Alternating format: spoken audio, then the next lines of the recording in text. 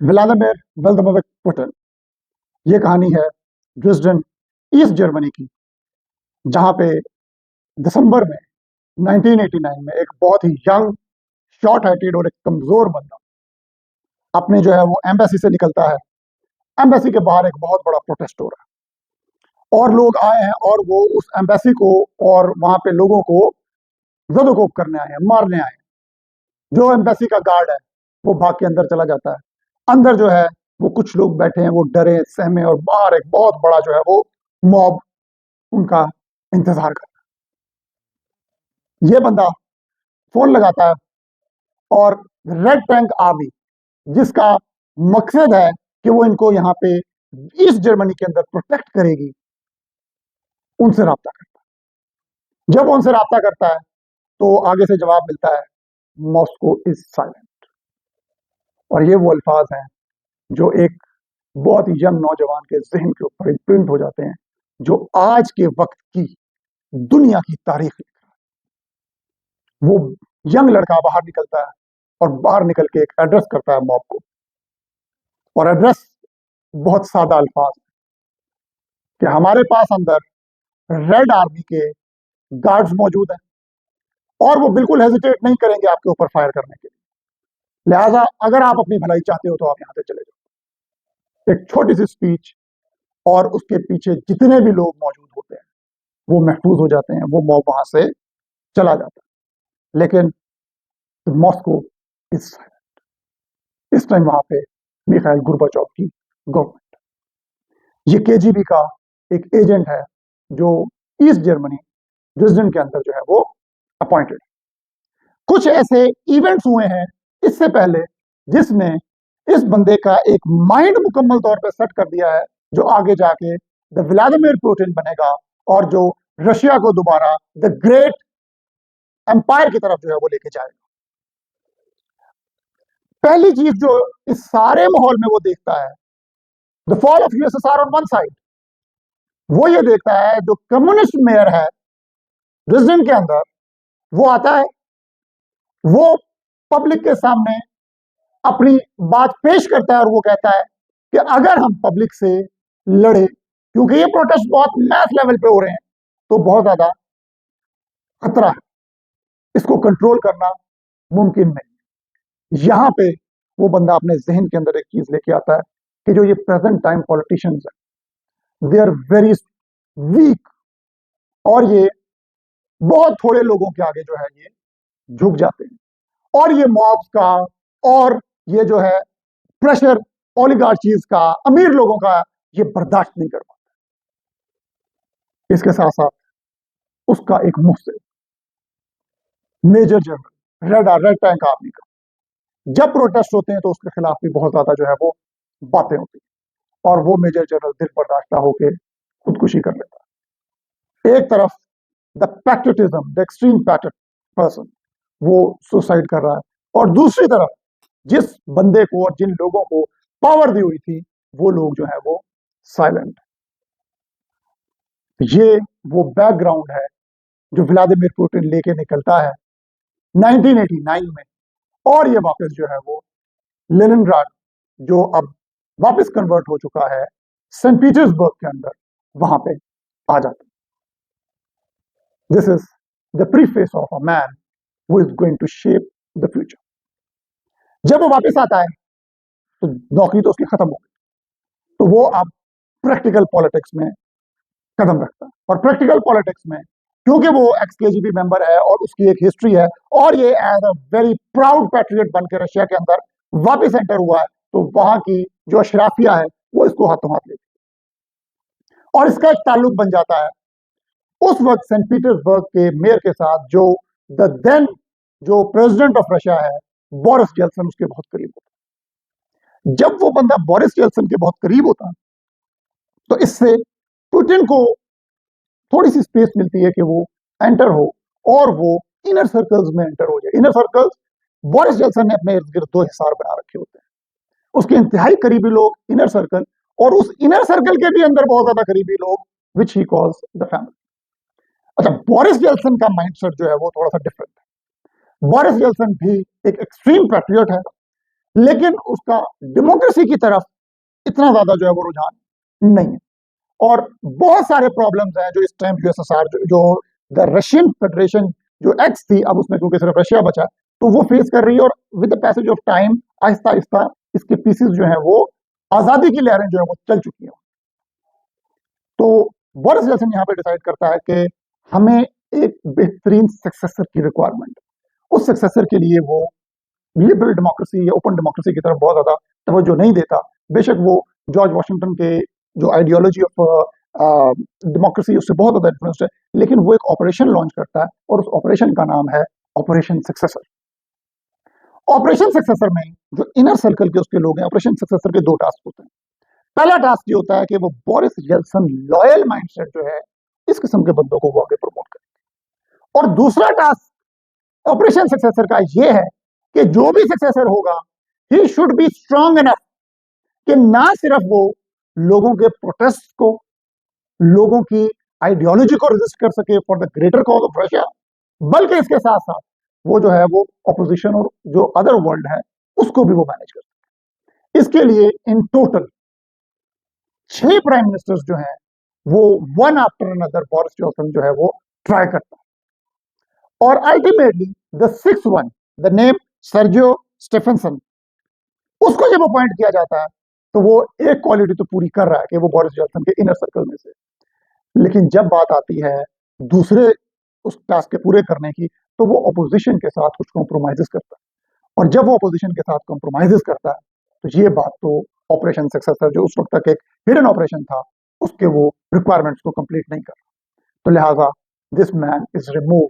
और इसके बाद next to him Vladimir Putin was given the charge. आप एक तरफ बोरिस जॉनसन की जो सेहत है वो डाउन जा रही है, दूसरी तरफ Vladimir Putin keeps on winning the trust of not only the inner circles, not only the oligarchies, but also the most important man of the then time Russia, President Boris Yeltsin. तो Boris जेल्सन जो है वो power hand over करता है temporary to Vladimir Putin. और इसमें जो चीज बहुत इंपॉर्टेंट है, जो बोरिस जेल्सन की बेटी है वो बहुत ज्यादा अहम रोल प्ले करती है। उसके बाद in the year 2000 May the 7th, Vladimir Putin runs for the presidential election और 53% वोट के साथ ये बंदा जो है अब पावर में आ चुका है। बैक एंड पे क्या है? बैक एंड पे the fall of USSR. Back and पे अपने एक बहुत ही करीबी मेजर जनरल, अपने एक मोहसिन, अपने एक बॉस की सुसाइड की स्टोरी। बैक एंड पे the mayor of that is Dresden जो ईस्ट जर्मनी का था वो है। और बैक एंड पे जो वेस्टर्न आइडियोलॉजी जिसने वॉल ऑफ बर्लिन को गिराया था वो है। तो पहला काम जो इसका होता है जो बहुत ज्यादा क्रिटिसाइज होता है, ये एक प्राइवेट टीवी चैनल जो उस time one of the most well recognized होता है एनटीवी, उसके ऊपर अटैक करता है, उसके ऊपर टैक्सेस के जो है टैक्स इवेजन के चार्जेस लगाता है और उसको अपने कंट्रोल में लेके आता है। लेकिन उसी साल एक सबमरीन जो है वो पानी के अंदर सिंक कर जाती है। और जब वो पानी के अंदर सिंक कर जाती है तो ये 5 डेज हॉलीडेज पे होता है, जिसके ऊपर बहुत मैस लेवल पे जो है वो प्रोटेस्ट हो जाते हैं इसके खिलाफ, जो कि जिसकी ये ट्रेन तो है लेकिन आदि नहीं है। उसके कुछ अरसे बाद एक और बहुत बड़ी ट्रेजेडी जो है वो इसके ऊपर आके गिरती है। That was the Moscow theatre attack by the Chechen rebels. यहां से अब जो पुतिन, जिसका माइंडसेट ड्रेसडेन ईस्ट जर्मनी में बना था, अब वो मॉस्को के ऊपर आहिस्ता आहिस्ता अपनी ताकत को लेके आएगा। 3 डेज, मुसलसल 3 दिन उस थिएटर को सीज किया जाता है। एक unknown gas on the third day उसके अंदर जो है वो पंप इन की जाती है, जिससे सब बेहोश हो जाते हैं। तमाम रेबल्स को मार दिया जाता है, जिसमें 130 जो है वो हॉस्टेजेस भी मरते हैं। लेकिन पुतिन जो है वो इसको अपनी बहुत बड़ी फतह करार देता है और दुनिया को ये बात पता चल जाती है कि Putin is not gonna back out. और पुतिन कहता है कि हमने बहुत सारे लोगों की जान जो है वो बचा ली। इसके साथ ही एक अपोजिशन लीडर होता है, दैट इज मिखाइल खुर्दोवस्की। इसको ऊपर पुतिन जो है वो टैक्स के चार्जेस लगाता है, टैक्स इवेजन के, और अल्टीमेटली अपनी एक और अपोजिशन जो है उसको खत्म कर देता है। Now Putin in the first phase एक मार्जिनल विक्ट्री के साथ जीता हुआ बंदा, media control, crisis, people's agitation, submarine controlled. The rebel attacks, Moscow theater attack, Chechen, no compromise, control. Opposition leader exile. तो अगला प्रेसिडेंशियल इलेक्शन आता है और अगला presidential election second term 2004 Putin जो है एक बहुत स्ट्रांग मेजोरिटी से जीतता है और ये जो पुतिन आया है ये अब दुनिया के लिए काफी खतरनाक होने वाला है। ये अब दुनिया को एक नया रंग दिखाएगा। अब 2004 के बाद 2008 तक पुतिन स्ट्रेंथन्स हिमसेल्फ और कोई बहुत ज्यादा बड़े मसलों में नहीं जाता, but he starts involving in Ukraine, he starts involving in Georgia, he starts involving in Chechnya. तो वो अपने आसपास सर्कल्स में चीजों को लेकर चल रहा है, लेकिन वो कोई बहुत मैसिव, कोई बहुत बड़ा ब्लंडर नहीं करता। और अल्टीमेटली 2008 आता है और 2008 में the apparent smooth power shifting, क्योंकि ये दोबारा प्रेसिडेंट के लिए इलेक्शन रन नहीं कर सकता, तो पुतिन अपने आप को रशिया का प्राइम मिनिस्टर डिक्लेयर करता है और दिमित्री मेडवेडेव इसको जो है वो प्रेसिडेंट ऑफ रशिया बना देता है। अब ये जो प्रेसिडेंट ऑफ रशिया बना है ये बेसिकली एक डमी प्रेसिडेंट ऑफ रशिया ही है, क्योंकि अल्टीमेट सारी पावर्स पुतिन जो है वो वापस अपने पास रिटेन कर लेता है और प्राइम मिनिस्टर जो है वो अल्टीमेट ऑलमाइटी पावरफुल होता है। अब यहां से एक नया जो है वो फेज शुरू होगा। 2008 में जॉर्जिया जहां से वेस्ट पेनिट्रेट कर रहा है, रशिया को तंग कर रहा है, वो चेचनिया और ग्रोजनी के अंदर जो है वो अपनी सप्लाईज प्रोवाइड कर रहा है। एक वेरी स्मॉल ब्रीफ फाइट करता है और जॉर्जिया को अपने साथ इन ले आता है। इसकी वजह जो आज प्रेजेंट टाइम यूक्रेन की भी है 2025 के अंदर एक एग्रीमेंट है दैट वाज इन बुकारेस्ट, जिसमें जॉर्जिया और यूक्रेन दोनों ने कोशिश की है कि वो नेटो का पार्ट बन जाए, लेकिन नेटो मेंबर्स के अंदर स्पेशली जो वेस्ट है वो क्या काम करता है, वो ये कहता है कि अगर हमने इन्हें शामिल किया तो दिस माइट इन्वोक रशिया, जो कि बहुत ज्यादा खतरनाक होगा। तो जॉर्जिया का पता तो उसने 2008 में ही साफ कर दिया। अब 2012 अगली टर्म आती है तो यहाँ पे कॉन्स्टिट्यूशनल अमेंडमेंट्स लेके आते हैं और अब जो 4 इयर्स की प्रेसिडेंसी है ये बढ़ के हो जाती है 6 इयर्स की। And now again Vladimir Putin is the premier, the president of Russia again. 2014, now this is the point where from actual the Ukraine conflict started।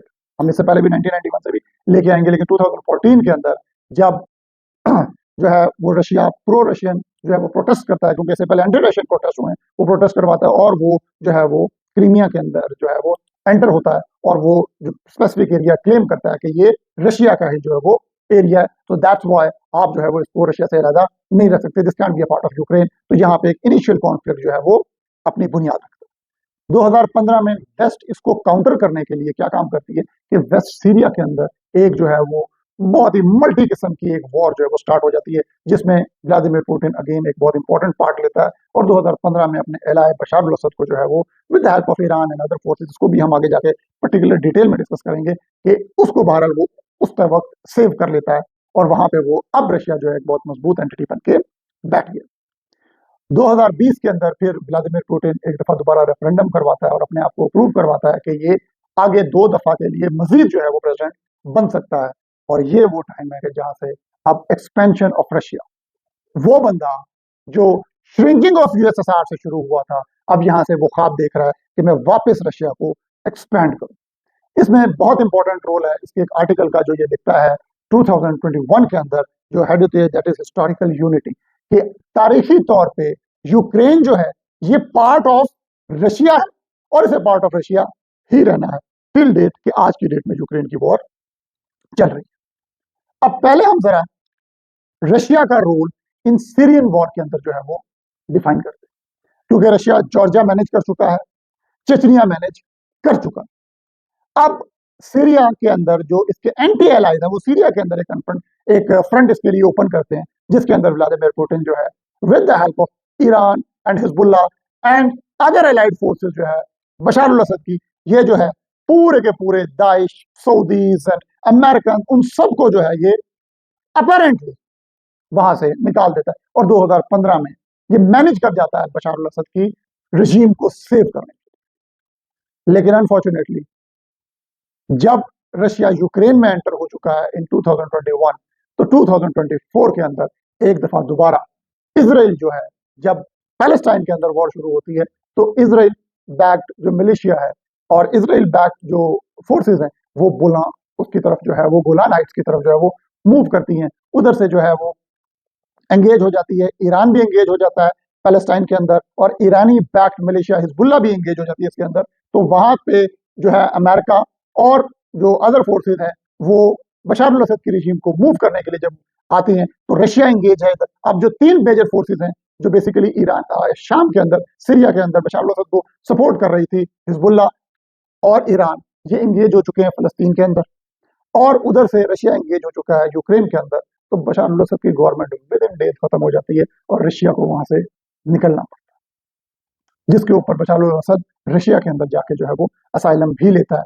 तो इस तरह एक फ्रंट के ऊपर रशिया टेक्निकली हार चुका है। लेकिन जो दूसरा फ्रंट है जो शुरू हुआ है 1991, सो इन 1991 जब यूक्रेन इंडिपेंडेंट हुआ है तो 1994 में अमेरिका, यूके और रशिया एक पैक्ट साइन करते हैं। उस पैक्ट के तहत यूक्रेन को जो है अपने तमाम न्यूक्लियर आर्सेनल्स जो यूएसएसआर के दौर में उसको दिए गए वो सारे के सारे उसने वापस कर देने रशिया को, और उसने अपने आप को नॉन न्यूक्लियर स्टेट जो है वो डिक्लेयर करना। This is the first step, keep in mind. ये पहला कदम था जिधर से यूक्रेन की तबाही जो है वो शुरू होगी। और इसके सिग्नेटरी कौन है कि वो गार्ड करेंगे यूक्रेन के जो है वो टेरिटोरियल प्रोटेक्शन को, टेरिटोरियल इंटेग्रिटी को, यूएस, यूके एंड रशिया। अब ये तीनों मुल्क जो हैं ये गारंटर हैं इसके।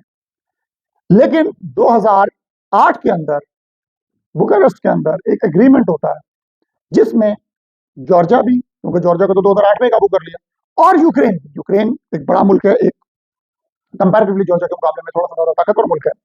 तो वो ये कहते हैं कि आप हमें नेटो में शामिल करो। अब नेटो में शामिल होने का मतलब बहुत वाज़ेह है।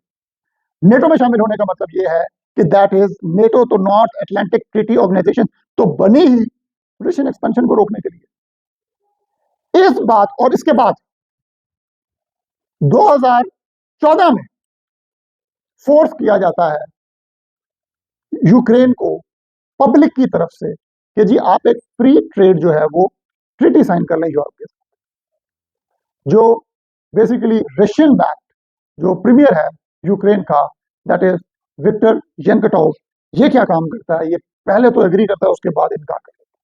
जब ये इनकार करता है इसके खिलाफ प्रोटेस्ट शुरू हो जाते हैं।